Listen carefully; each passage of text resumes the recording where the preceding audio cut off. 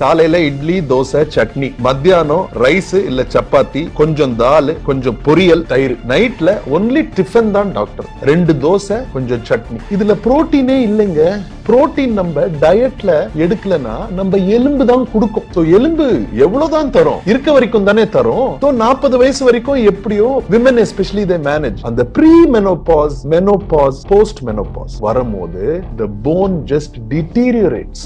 ஏன்னா இருக்க புரோட்டீன் எல்லாம் கொடுத்துருச்சு. அதனாலதான் 45 வயசுக்கு மேல வலி இல்லாத யாராவது நீங்க பாக்குறீங்களா? ஏர்லியராவே இப்ப வர ஆரம்பிச்சிருச்சு. எக்ஸாக்ட்லி. ஏன்னா இந்தியால நம்ம புரோட்டீனோட டெபிசிட் ரொம்ப அதிகமா இருக்கு. புரோட்டீன் நம்ம எடுக்கலன்னா ரிப்பேரே ஆகாதுங்க உடம்பு. ஏன்னா இது அப்படியே ஒரு செல்லுன்னு நினைச்சுக்கோங்க, சரியா? இந்த செல்லுக்குள்ள ஏதோ ஒரு இன்ஜுரி ஆகும் போது கிழிதுன்னா இந்த இடம் ஹீல் ஆகிறதுக்கு புரோட்டீன் சிந்தசிஸ் நடக்கணும். புரோட்டீன் சிந்தசிஸ் நடந்தாதான் இது இப்படி ஹீல் ஆகும். புரோட்டீனே கொடுக்கலன்னா எங்க இந்த புரோட்டீன் சிந்தசிஸ் ஆகிறது? சோ எலும்புல இருந்து என்ன அவைலபிளா இருக்கோ அந்த புரோட்டீன் அங்க போய் ஒரு இன்கம்ப்ளீட்டான சிந்தசிஸ் நடக்கும். Quality of the cell will not be as good. The protein intake broiler chicken கூட சாப்பிட்டு நல்லா சமைச்சு சாப்பிட்டு you can fulfill. ஏன்னா it is a cheap source and it's a healthy source.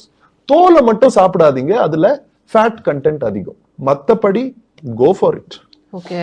ஆனா இப்ப எல்லாத்துக்கும் இருக்கிற ஒரு டவுட் என்னன்னா, குறிப்பா பெண் குழந்தைகளுக்கு நம்ம பிராய்லர் சிக்கன் கொடுக்கவே கூடாது, அவங்களுக்கு ஃபேட் ஆயிருவாங்க, அன்வான்ட் ஹேர்ஸ் வருது, சீக்கிரமா ஏஜ் ரன் பண்ணிடுவாங்க, இப்படிங்கிற அந்த ஒரு விஷயங்களும் போயிட்டு இருக்கு. அது இதனால தானா இல்ல வேற ஏதாவது அவங்க பண்றாங்க? சோ நம்ம குழந்தைங்களுக்கு நம்ம தரக்கூடாதுன்னா ஆண் குழந்தைங்களுக்கும் நம்ம தரக்கூடாது, பெண் குழந்தைகளுக்கும் நம்ம தரக்கூடாது, சரியா?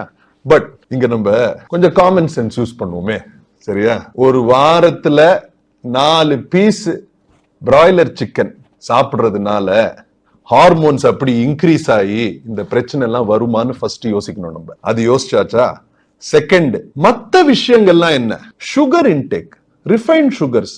குழந்தைங்க எல்லாம் இன்னைக்கு donuts, cakes, ice creams, KFC, fried chicken, burgers அந்த மாதிரி ஃபுட்ஸ் தான் சாப்பிடுறாங்க. அதனால சைல்ட்ஹுட் ஒபேசிட்டி வந்துருது. Eating habits are bad. போனை பார்த்துட்டு ஏதாவது சாப்பிட்டுட்டு இருக்காங்க.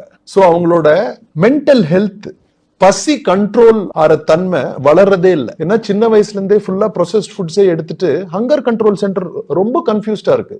சாப்பிட்டுட்டே இருக்காங்க எப்ப பார்த்தாலும். இந்த மாதிரி ஃபேட் கண்டென்ட் உடம்புல சின்ன வயசுலயே இன்க்ரீஸ் ஆச்சுன்னா ஈஸ்ட்ரோஜன் இன்னும் ஒரு ஹார்மோன் இன்க்ரீஸ் ஆகும்.